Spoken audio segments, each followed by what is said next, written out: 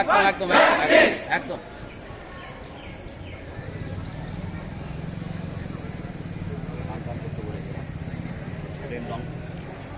এদেরকে যেন পাই। ডাক্তার সমাজের প্রতি এরকম ধরনের অন্যায় দুর্নীতি আমরা মানছি না।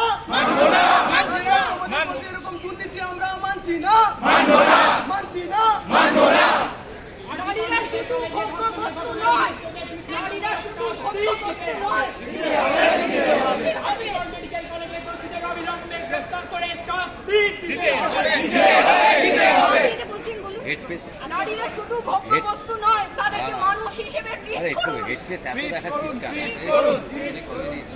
নারীরা শুধু ভোগ্যবস্তু নয়, তাদেরকে মানুষ হিসেবে ট্রিট করুন, সম্মান দিন। আমরা এই মৃত্যু, এত নৃশংস মৃত্যু ডিজার্ভ করি না। কোনো মানুষ এত নৃশংস মৃত্যু ডিজার্ভ করে না।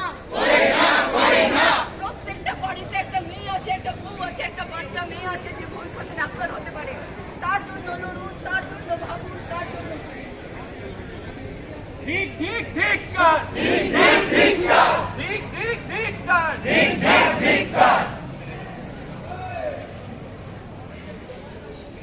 আরজিকরের ঘটনায় দোষীদের অবিলম্বে গ্রেফতার করে শাস্তি দিতে হবে। দেখো এই মর্মান্তিক, এই গতকালের এই মর্মান্তিক ঘটনার পর হসপিটালে সমস্ত আউটডোর পরিষেবা বন্ধ রেখেছে ডাক্তাররা। এই ডাক্তাররা তো পরিষ্কার বলছে কোনো ইমার্জেন্সি, কোনো অসুস্থ রোগী আসলে তারা ব্যবস্থা গ্রহণ করবে, কিন্তু আজকের এই মর্মান্তিক ঘটনার জন্য তারা আজকে কর্মবিরতি। আমি একটু ডাক্তারবাবুদের সাথে কথা বলবো, দিদি কি বলবেন এই ঘটনা?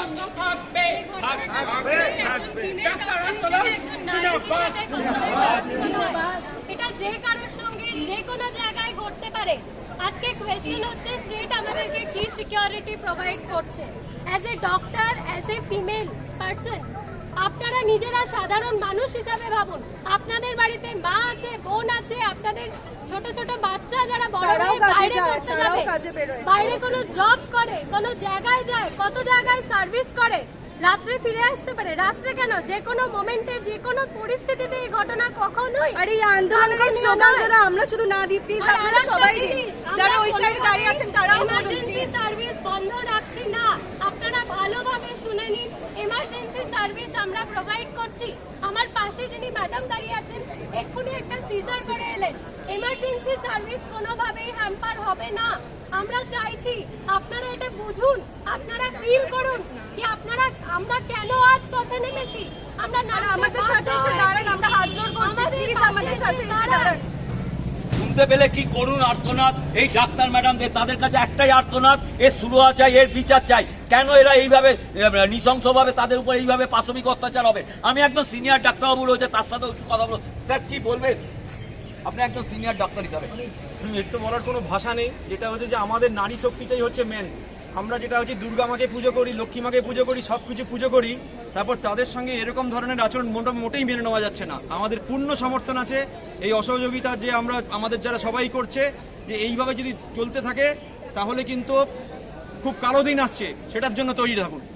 দেখো বারবার প্রশ্ন উঠছে যে অরিজিনাল যারা দোষী তাদেরকে আড়াল করার জন্য অন্য কাউকে গ্রেপ্তার করে এই বিষয়টি ধামাচাপা দিতে চেষ্টা হচ্ছে, কি বলবেন এই ব্যাপারে? দেখুন, কোনো বিতর্কিত মন্তব্য বা লক্ষ্য থেকে দূরে সরা যাবে না। যেটা হোক, এটা আপনারা আছেন, আপনারা হচ্ছে আপনাদের কাজ ভালোভাবেই করছেন, সেটা নিয়ে আমাদের কোনো নেই। কিন্তু আমাদের যেটা বলার, আপনারাও নজর রাখুন যেন যেটা লক্ষ্য সেটাতেই হয়। এখানে যেন কোনো রকম রাজনীতির রং না নেওয়া হয়। এখানে আমরা যারা প্রত্যেকে আছি, তারা কোনো সব রাজনীতি লোকের আছে, সেটা আমার অনুরোধ আপনাদের কাছে, আপনারা সেটা দয়া করে একটু দেখবেন। শুনতে পেলে ডাক্তারবাবুদের এই বক্তব্য। দীপন্না,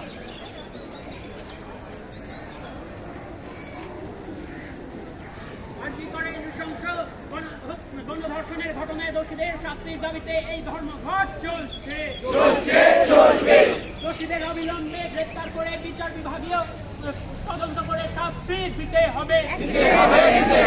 আরজিকরের নৃশংস ধর্ষণ কাণ্ডে দোষীদের দৃষ্টান্তমূলক শাস্তি চাই।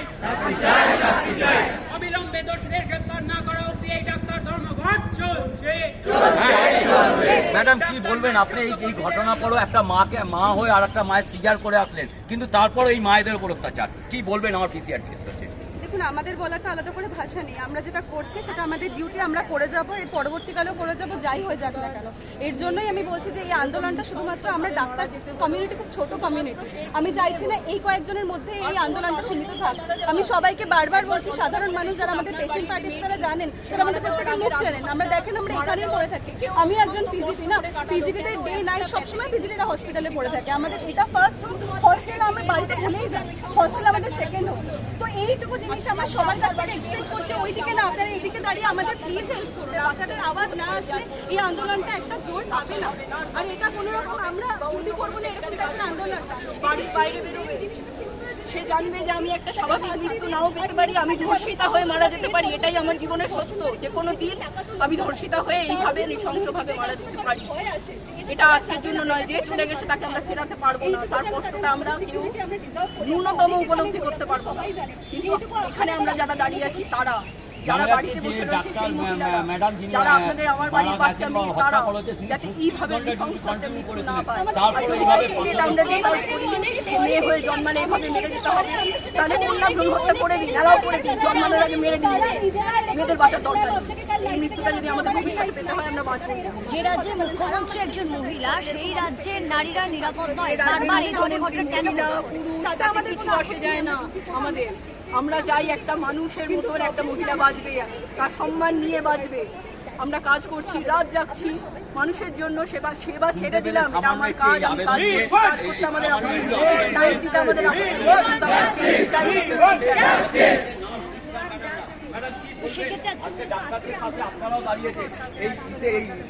এটা শুধু ডাক্তার না, সবার সাথেই এটা হতে পারে। প্রথম কথা হচ্ছে আমি একজন মেয়ে এবং হেলথ কর্মী, উনি একজন ডক্টর, আমাদের একজন মানে সম্মানীয়, ওনার সাথে এরকম ঘটনা আমরা মেনে নিতে পারি না, যেন ভবিষ্যতে কোনোদিন এরকম কারোর সাথে না হয়, কোনো ডক্টর, নার্সিং স্টাফ বা কোনো ক্যাটাগরি স্টাফের সাথে।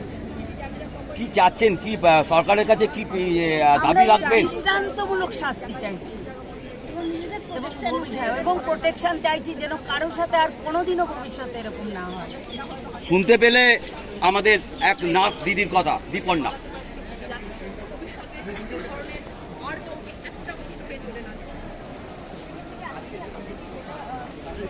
হচ্ছে সব ডাক্তাররা আর পেশেন্টস নিজেদের টাইম মতন উইদাউট সিং, নিজেদের ওপর না তাকিয়ে মানে নিঃস্বার্থভাবে ডিউটি করে যাচ্ছে, হ্যাঁ, at risk of their life. মেয়েটাকে শুধু যে নাকি 2টো অবধি ডিউটি করেছে, তারপরও তার উপরে এমনভাবে ইয়ে হচ্ছে একটাই কারণে, because there was no proper security. এরকম সিকিউরিটি ছাড়া একটা কাজ করা, মানে যেখানে সেবা দিচ্ছে, পাবলিক সার্ভিস দিচ্ছে, তাকে এরকম বাজেভাবে নৃশংসভাবে হত্যা করা হলো, এটা কোনোভাবেই মানে মেনে নেওয়া যায় না। ওকে জাস্টিস দিতে হবে, যারা এই জিনিসটা করেছে তাকে ঠিক মতন আইডেন্টিফাই করে তাদেরকে পানিশমেন্ট দিতে হবে। বল সব জায়গা থেকে একটাই শুরু হচ্ছে, সেটা হচ্ছে প্রথমে দোষীদের এটা সব থেকে বড়। এই ঘটনা বারবার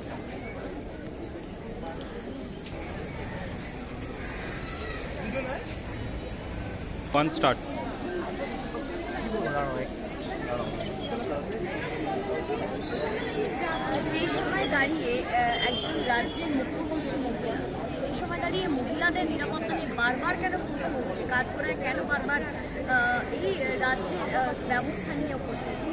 এত ঘন্টা কেটে গেল, এখনো কেন দোষীরা কি বলবেন? দেখুন, এখানে আমরা এর মধ্যে কোনো রাজনীতি টেনে না আনাই ভালো। ঘটনাটি অত্যন্ত দুর্ভাগ্যজনক ঘটনা হয়েছে। আমাদের যে মেয়েটির সাথে হয়েছে, আমাদের ডিপার্টমেন্টেরই ঘটনা এবং আমাদের কন্যাসম প্রায় কারুর সাথে এই ধরনের ঘটনা হোক এটা নয়। এবং একটা ডিউটি করতে এসে একটা কলকাতার মেডিকেল কলেজের বুকে এই ধরনের ঘটনা ঘটেছে, তাহলে পেরিফেরাল ইনস্টিটিউশনে যারা রাজ্যে সিস্টার যারা কাজ করে তাদের নিরাপত্তার অবস্থা তো কী, সেটা আমাদের আগামী দিনে ভাবতে হবে। প্রশাসন তার কাজ নিশ্চয়ই করছে, তদন্ত হচ্ছে, অলরেডি একজন অ্যারেস্টও হয়েছে, কিন্তু এই ঘটনা যেন ভবিষ্যতে না হয়, এইটাই আমাদের সকলের দাবি, যাতে ভবিষ্যতে আমাদের কারো নিজের আত্মীয় স্বজন, বন্ধু বা ছেলে মেয়েকে ডিউটিতে পাঠিয়ে মনে না করতে হয় যে আজ রাতের পর কাল সকালে কি খবর পাবো। এই জিনিসটার ঠিক তদন্ত হয়ে সেটা বেরিয়ে, এবং যে করেছে এই জঘন্য কাজ তার জন্য উপযুক্ত সর্বোচ্চ শাস্তি হয়, এটাই সকলের দাবি। তাহলে কি সরকারি হাসপাতালগুলিতে মহিলা চিকিৎসকেরা কি নিরাপদ নয়? না না, এই কথা আমরা সবসময় করেছি, আমাদের তো সবাই করেছে, সবাই নিরাপদেই কাজ করেছে, কিন্তু এখন পরিস্থিতিটা এমন হয়ে গেছে, এটা একটা দুর্ভাগ্যজনক ঘটনা হয়েছে, তার নিতে হবে। এইটা থেকে এই স্টেটমেন্ট কখনো দেওয়া যায় না। এই নিরাপত্তাটা নিশ্চয়ই বাড়াতে হবে, সকলের জন্য বাড়াতে হবে।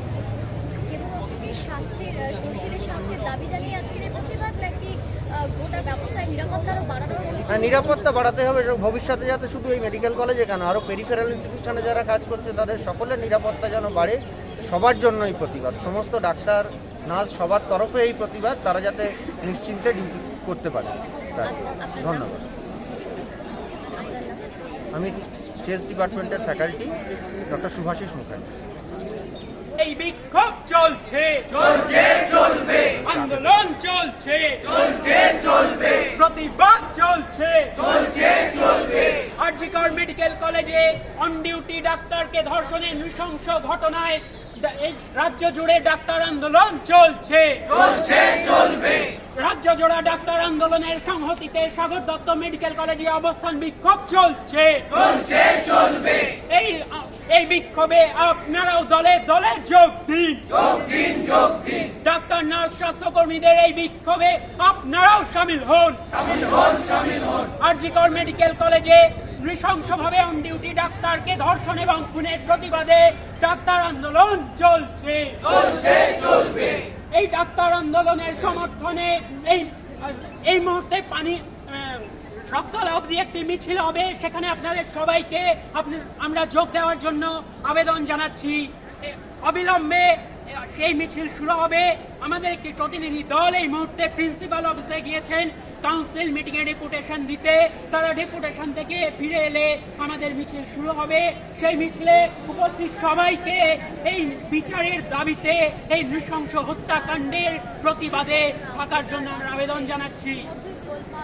আরজি কর মেডিকেল কলেজে নৃশংসভাবে অন ডিউটি ডাক্তারকে হত্যার প্রতিবাদে এই অবস্থান বিক্ষোভ চলছে, চলছে চলবে। দোষীদের দৃষ্টান্তমূলক শাস্তি না হোক বিক্ষোভ চলবে, চলছে চলবে। এই প্রতিবাদ মিছিলে সকলে দলে দলে যোগ দিন, যোগ দিন, যোগ দিন। এই প্রতিবাদ মিছিলকে শক্তিশালী করতে আপনারা দলে দলে যোগ দিন, যোগ দিন, যোগ দিন। অবিলম্বে বিচার বিভাগীয় তদন্ত করে দোষীদের শনাক্ত না করলে এই বিক্ষোভ চলবে, চলছে চলবে। আন্দোলনে কোনো রকম গাফিলতি করা চলবে না, চলবে না, চলবে না।